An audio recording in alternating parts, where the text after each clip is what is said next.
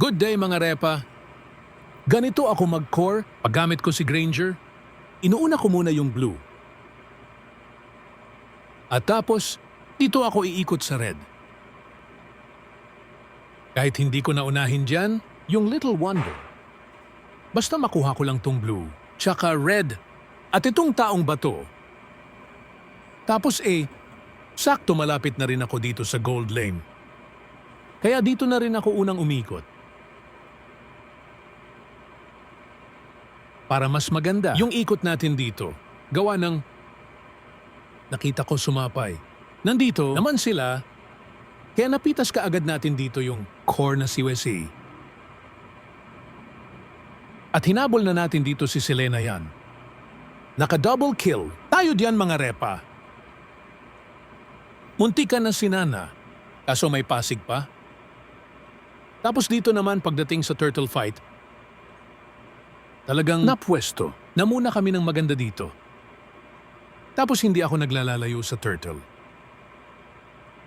Para mabilis natin, mariretry at makalamang na tayo doon.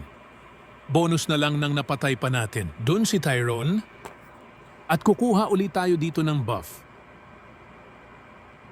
Para makalamang tayo sa core ng kalaban mga ripa. Kung titingnan, nyo naman talaga, kailangan ni Granger yung blue buff. Tsaka itong red buff para mas makalamang tayo ng malaki kay Yasus diyan. Panoorin nyo hanggang dulo upang makita nyo kung paano natin pagugulpihin dahil naposofet ng ating Granger. Talagang uunahin na natin mga magbop lang ng magbop. Pabayaan na natin mga kakampi natin makipaglaban na muna para pagpasok naman natin. Maganda. Ganda na. Damage natin. O, kitang-kita mo naman. Kahit si is talagang napapatakbo. Dumating pa nga dito yung Claude. Inantay ko dito sa may anino niya. Alam ko namang babalik siya dyan. Kaya napitas natin dito.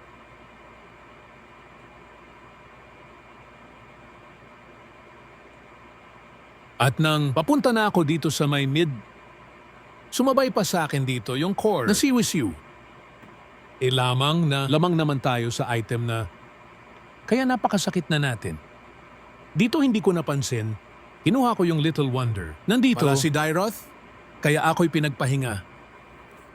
Kaya kung hindi ka pa nakafollow sa page ko, baka naman mga repa.